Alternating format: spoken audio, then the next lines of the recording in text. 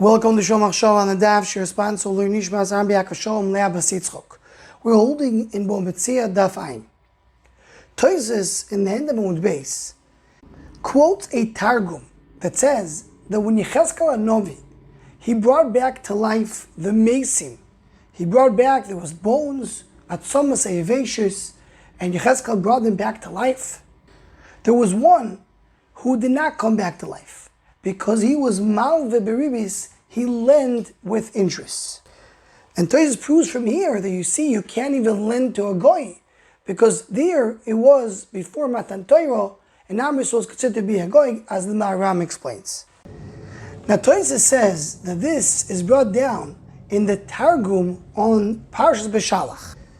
Techiyas says, if you look at the Targum that we have, on Targum Yonas and Menuzil, and the Targum Yerushalmi, it doesn't mention there anything about this.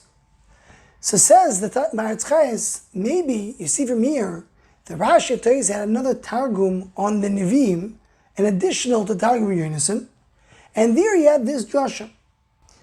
Even though Tosfos says clearly that it's a Targum on Parshas Beshalach, but Techiyas says maybe he means the Targum on Sefer Yechezkel that we don't have. Reuven Margoliers and others say that this is mentioned in the Medrash in Pirkei Rabbi in the end of Perek Lamed Gimel. And it says there clearly, the Kulam Omdu al Ragleim, all the Hamesim that Yechezkel brought back to life, stood on their legs, Chutz mi'ish echad, except one. Omar Anovi Rebbeinu Shloilo Mativu shall say, why this person didn't come back to life? Omoloi ben Neshech Nosan, he gave Ribis. So this is exactly what Tosfos is quoting, that the story in Sefer Yechezkel, one of the Hamesim did not come back because he gave Ribis. In Shmoi Surabo, Parsha Lamed Aleph, it says it maybe in a little different way, but very clearly. Someone who lived in Ribis in this world, will not live in the world to come. And this is really the source in Bava that we find this idea, that someone who gives Ribis, it doesn't come back to Techiyas Hamesim. Something the many of Gedolei Adors quoted as Dover Pasha, the Messiah, the Sharm and Perek Yud Aleph, says it's a simple thing. The Chazal tell us, Pasuk B'neshech Nosam V'Tarid Lokach, She'einu Chai Al Techiyas Hamesim. So it says the Sharm that we don't even have to talk about Ribis. Everybody in Am Yisrael knows how terrible it is. Now what is really the reason that someone who gives Ribis doesn't live at Techiyas Hamesim? Maharal in Drush Shabbos HaGodol brings the Pirkei Rabbi that we mentioned. And he says, someone who gives Ribis, he is compared to a nochosh, to a snake.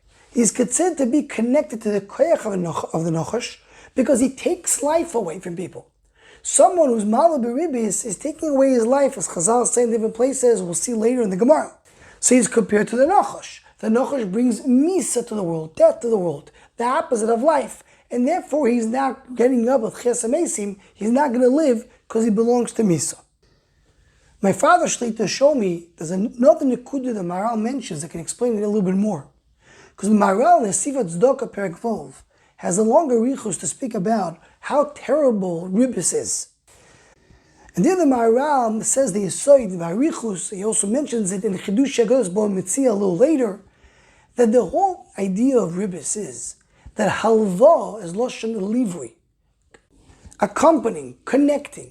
Halva, the purpose of halva is to connect Am Yisrael, to make them into one nation.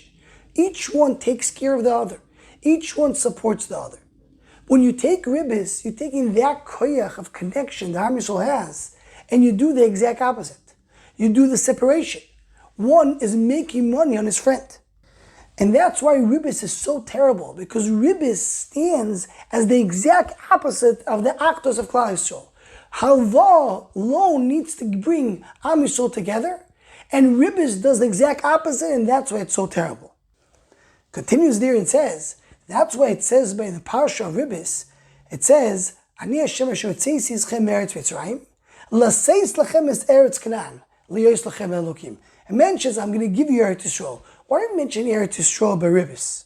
So says the Maharal, because Eretz Yisrael is the place of the Achdus of Klal Yisrael. Am Yisrael comes together to be one in Eretz Yisrael. That's they say the Maharal in a few places, that Am Yisrael's arvus, responsibility to each other, only starts once they go into Eretz Yisrael, and that means they become one nation only once they go into Eretz Yisrael. So immediately, because Ribis is the opposite of the Achdus of Klal Yisrael, so that's why we mention Eretz Yisrael, which is the place that connects Am Yisrael together. So says my father, according to this, is very gishmak, because we know that Techiyas Hamesim depends on Eretz Yisrael. Eretz Yisrael is called Eretz HaChaim. Anybody who has connection to Eretz Yisrael comes back at Techiyas Hamesim. Someone who's the opposite of the Achdus, the opposite of what Eretz Yisrael represents, the connection of Am Yisrael together. So he doesn't have connection to Eretz HaChaim, he doesn't have connection to Techiyas Hamesim, he will not come back. And we'll just conclude with a story which is brought down in Chut HaMeshulish, which is a biography, speaks about Rabbi Akiva Eiger and the Chasam Sofer, and there's a story of the Rabbi Akiva Eiger. That in his days there was a rich person who was a Malva Ribis. He lent in Ribis, and he died, and the Chevra Kadisha in town wanted to charge the family a very large amount in order to bury him in the Biskars. So they went to the Nasich, they went to the prince, and they complained, meaning they went to the one in charge, and they said, what is this? They're charging us for no reason. And really he heard the complaint, and he called the Rabbi Akiva Eiger, and said, how can you explain why they're charging him so much? Said Akiva Eiger, the explanation is very simple. Most people that are buried, it's a temporary burial, because they're going to come back to Techiyas Hamesim. So then they'll give the land back. So it's only for a few years. So that's why we charge them much less. But someone who's Malva Ribis, he doesn't come back to Techiyas Hamesim. So he's staying in the land forever and ever. So therefore we have to charge him much more. And the prince liked that answer and allowed the Chevra Kadisha to charge the higher price. Someone who lends Ribis doesn't come back to Techiyas Hamesim. Anyone who wants to join the Shomachshav email list to Hotz group, please email shomachshav@gmail.com.